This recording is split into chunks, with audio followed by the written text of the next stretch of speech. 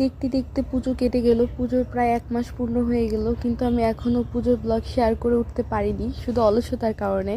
প্রতিদিনই ভাবি ভিডিওগুলো এডিট করে পোস্ট করব, কিন্তু তা আর করা হয়ে ওঠে না।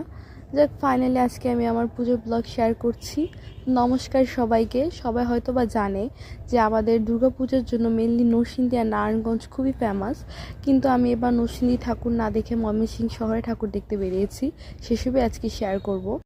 তো আমি সন্ধ্যার সাথে সাথে রেডি হয়ে ঠাকুর দেখতে বেরিয়ে পড়েছিলাম, কিন্তু রাস্তাঘাট খুবই ফাঁকা ছিল, কারণ সন্ধ্যায় তেমন মানুষের ভিড় জমে না। যত রাত বাড়তে থাকে তত মানুষের ভিড় বেশি হয়। এই যে দেখো, আমরা যখন বেরিয়েছিলাম তখন কেমন মানুষ ছিল প্যান্ডেলে, আর এখন তো কি বলবো, মানুষের ভিড়ের কারণে আমরা নিজেরাই ঠাকুর দেখতে পাচ্ছি না।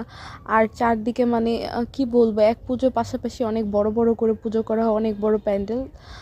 আমার কাছে মনে হচ্ছিল যেন আমি মানে কলকাতা চলে এসেছি, কারণ ফেসবুকে রিলসে সব জায়গায় দেখি যে কলকাতাতে অনেক বড় বড় প্যান্ডেল করে পুজো করা হয়, কিন্তু বাংলাদেশেও এত বড় করে পুজো করা হয় তা আজ প্রথম নিজের চোখে দেখলাম। আমি তো চারদিকে এত এত মানুষ, এত বড় বড় প্যান্ডেল দেখে আমি লিটারেলি হা হয়ে যাচ্ছিলাম।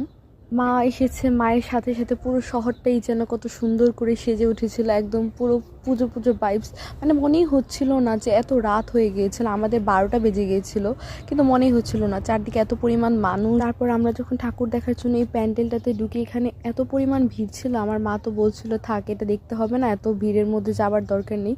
কিন্তু আমি তো থেমে যাবার পাত্রী নই, যত ভিড়ই হোক আমাকে যেতেই হবে, এবং ঠাকুরটা তো অবশ্যই দেখতে হবে। যাই হোক, ফাইনালি ঠাকুরের কাছে চলে গেলাম, মাকে দর্শন করলাম এবং মাকে প্রণাম করলাম, দেন বেরিয়ে গেলাম।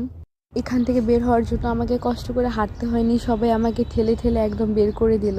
সেখানে ঠাকুর দেখা শেষ হয়ে যাওয়ার পর আমরা অন্য মন্দিরে ঢুকে গিয়েছিলাম। আমরা এখানে 20-21টার মতো ঠাকুর দেখেছিলাম, আরও অনেক অনেক পূজা হয়েছিল, কিন্তু নিজেরাই খুব টায়ার্ড হয়ে গিয়েছিলাম, তাই সে কারণে সব ঠাকুর দেখা হয়নি। কিন্তু যতগুলো দেখেছি সেগুলো দেখে আমি একদম মন ভরে গিয়েছে। আর কি মানে, ওদের এই ডেকোরেশনের থিমগুলো দেখে আমার এত ভালো লাগছিল, মনে হচ্ছিল রাতে বাড়িতে না গিয়ে রাস্তায় বা সারা রাত ঠাকুর দেখি। কিন্তু কি করব, যেতেই হবে, মেয়ে মানুষ, চাইলেও সারা রাত বাইরে থাকতে পারবো না। কিন্তু লাস্ট মোমেন্টে বাড়ি যাওয়ার সময় শুরু হলো বৃষ্টি। এই বৃষ্টি পড়ছিল, তারপর অনেকটা রাত হয়ে গিয়েছিল, তাই আমাদের একটু গাড়ি পেতে সমস্যা হচ্ছিল। By the way, that was a great day.